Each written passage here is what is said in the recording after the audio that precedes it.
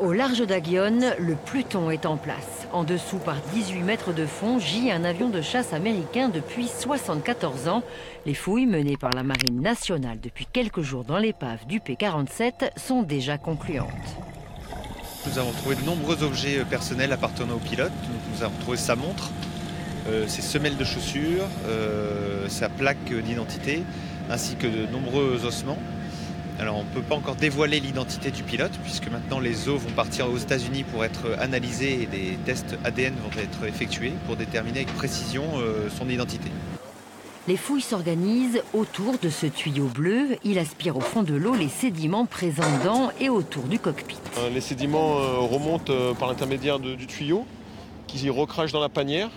Une fois que la panière est remplie, nous remontons cette panière et nous procédons au tamisage.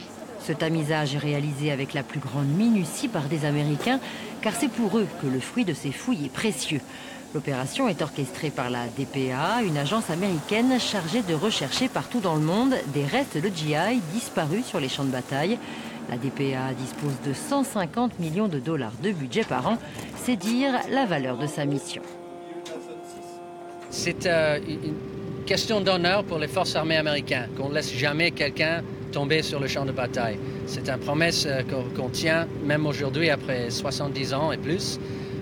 Et le Congrès a mis assez d'argent dans un budget pour faire des recherches pour les 83 000 qui sont disparus. Les restes du pilote découvert à Aguillon, une fois formellement identifiés par l'ADN, seront inhumés lors d'une cérémonie dans un cimetière américain, en Corse ou à Arlington en Virginie. Sur les 83 000 soldats américains disparus au combat, 27 500 corps pourraient être retrouvés, d'après la DPA.